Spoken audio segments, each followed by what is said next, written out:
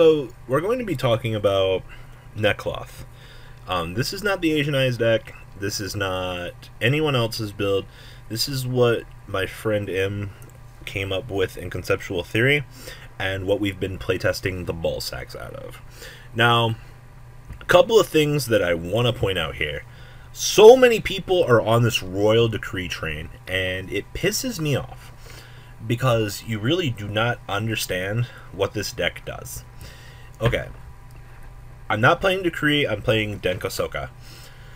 If you control no spell or trap cards, neither player can set spell or trap cards, nor activate any set spell or trap cards. Massive blowout to the triple, the quadruple setting decks.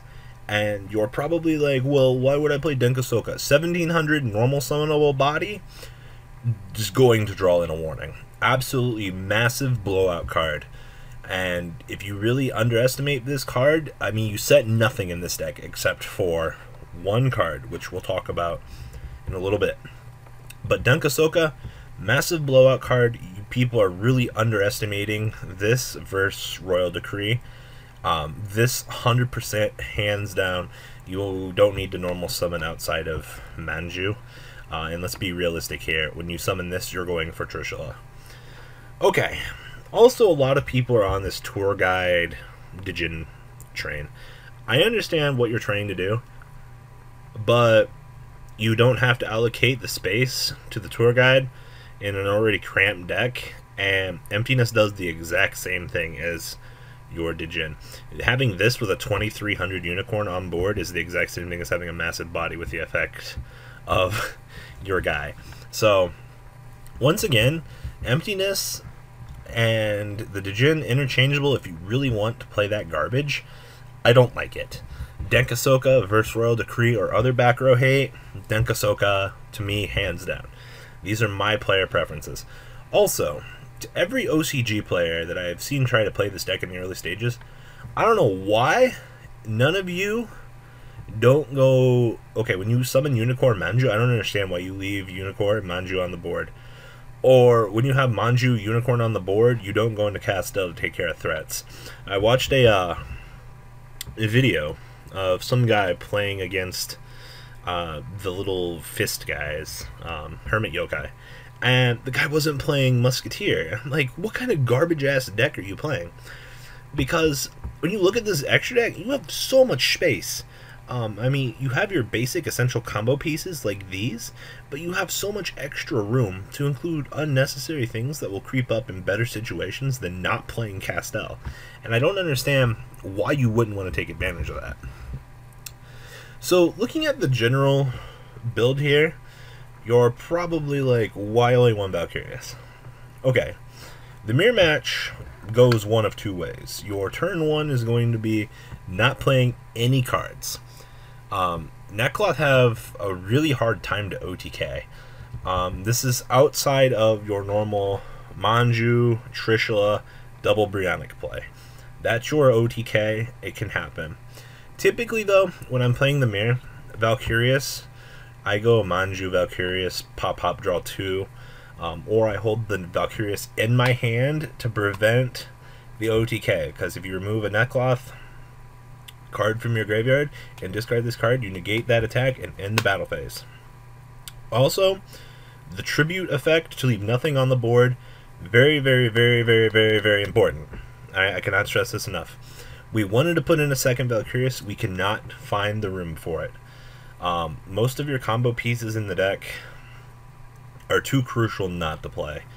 And outside of that, the only real thing you might want to consider cutting would be salvage, but we found the one of salvage to recruit back this garbage, and this garbage is too good. So we're going to kind of roll with this here. So, deck will be available on Dropbox. For those of you that wish to download it, please stop posting trash-ass builds. We've test ran the fuck out of this. You guys saw me playing it in most of my videos. Yes, I did lose to Sylvans. There's not really much you can do when your opponent just has answers for days. I did make the right play bouncing the Cum Mushroom. You guys were kind of like, yeah, you should have just destroyed it. No, it was a better play because I figured I was going to be in a better situation. Just so happens my opponent top decked out of the situation. And you know what? That's just how Yu-Gi-Oh works sometimes. So, yes, Sylvans are still Garbo. Any deck can draw good. A deck as consistent as this, though, is so good. Alright, so 2 Denkasoka, amazing blowout card like we've already discussed. Triple Manju, pretty much a staple. Triple Caster, staple. Triple Trishula. 1 of Valkyrius, you can go more, you can go less. It's whatever you wish to do as a player. Triple Brionic, Triple Unicorn, and Triple Colossalus.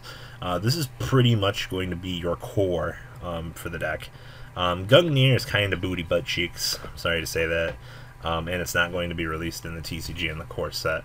Something I think a lot of you guys kind of haven't realized yet because it came out in an extra booster in Japan. Alright. Playing Triple Rhoda. Yes, we only have this and this as targets, but you have to remember that this doubles up for an additional search for the ritual spell. Triple is mandatory in my opinion. If you're playing any less, you're not playing the deck right. Triple Upstart Goblin. We wanted to make the deck as fast as possible. If you guys saw me playtesting, you guys probably saw that 90% of the time you want to draw into the deck, and you know the old Upstart theory still holds true. Shrinking the deck down, getting to your combo pieces as early as possible. I mean, you've already got 9 to 12 search cards for everything in the deck, which is absolutely ridiculous. So we are playing Triple Upstart for that very reason. Triple Preparation of Rites. I don't know why you wouldn't play this as a 3 of. 1 of Salvage. Once again, 2 is shit. Much more than that. We found 1 copy just to be the best. Like it was said, just bounce back 2 of this guy, or this just to resolve searching off of this. Of course, the 6 Mirrors and the Triple Emptiness. That's the main core. Alright, you guys will pretty much understand that this deck is Trishula the deck. If you're playing the deck, you do not make a turn 1 play, usually. Because leaving a monster on the board to get trished in the mirror, absolutely horrid. When you're playing online and things like this, you need to take preparations and understand that, hey, the opponent going second, you gotta have that extra card. You're gonna get wrecked. So, something to consider. The extra deck. So, we are packing rank 4s. We did make a change and we did cut. I don't remember what we cut, but we cut something to put in Dweller. This is still up in the air, in my opinion, because we have not had time to test the Dweller since we made the cut. I think we made... Oh, no, we cut Stardust. Yes, we cut Stardust because Valkyries can't be summoned off of it. And we just never noticed that we had Stardust in the extra deck until recently when I was going through the list and I was like, oh, we should probably cut this. So we cut Stardust for the Dweller.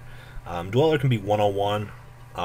If you need to play Excite Knight, you've already lost the game in my opinion because this deck cannot recover from top decking from shit. We're just playing Dweller for Graveyard Resilience. Once again, it's up to you, but just something else to have.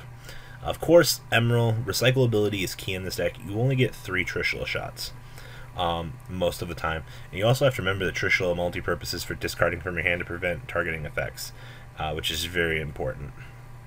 Laval Chain, once again, hey, I'm going to dump something or stack Trishula on the top of my deck for the next turn. And of course, Castel, I don't understand, like I said earlier, from the Japanese players that were not playing this card. In most of the videos I saw, I was very sad. Massive blowout card. You will go into this a lot more than you think. Those of you that don't know, the Exabeetle combo, I'll briefly explain it. Kaleidoscope allows you to send a monster and you can special summon as many as you want off of it. So you send Quasar, you can drop Trishula and Colossalus, it is a thing. Or typically double Brionic. So double Brionic into Exabeetle. Exabeetle's effect, target Quasar, equip it, use his effect, destroy the Quasar, destroy one of your opponent's face-up cards, and then special summon Shooting Star Dragon. Once again, you will probably also overlay this guy on top of this and swing with Shooting Star, this guy, and your new Gaia Charger. Also gives you trample ability. Combo happens not quite as much, but it is something you can do. Ptolemy M7, absolutely no reason not to play this. Gaia Charger. Alright, so we are playing the Mirage Fortress. We did test this, and it is a thing. Double Trish exists in this game.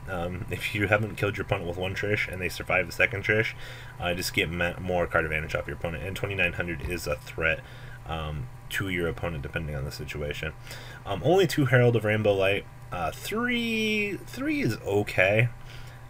If you plan on dropping multiples of this in a game, I mean, I understand why you're playing it, but it's just one of those things that, yeah, you do have 3 targets, but I would rather drop this to pick this up, to search for this. Just something to consider, because this does give you access to everything. Yugioh Guardian, just a 6-star drop for Brionic. You can play any other drop. 10-star drop for this and this off of Kaleido, so you can do these 2. Shooting Star Dragon, like we explained before, for the combo. Star Eater, oh boy, I actually had to ask about this one. So Star Eater, 8 plus 3 equals 11. Kind of adorable, isn't it? And of course Quasar Dragon for the double Brionic play, like I said, which happens very much. So that's an explanation on the deck as to my card choices, and to those of you that say I really don't take much time to explain these things. These results are basically from what we've come up from Therio and playing the mirror match for as much as we have, and general things like that. So please leave a comment down below, tell me what you guys think. Sorry if I came off as a bit of a know-it-all this video. I'm just saying, like, we've put so much time and effort into this that I'm going to start reinforcing the facts that I've pretty much provided you guys over the course of videos trying to do this. So at least you guys can have a really decent competitive version of this list.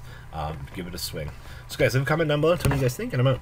I hope you guys enjoyed this video. Please thumbs up this video to show your support, and please check out Vanguard 40 for Cardfight Vanguard, MKohl Games for miscellaneous trading card games, and No Limit Gaming for a brand new series of Yu-Gi-Oh videos. Thanks for watching.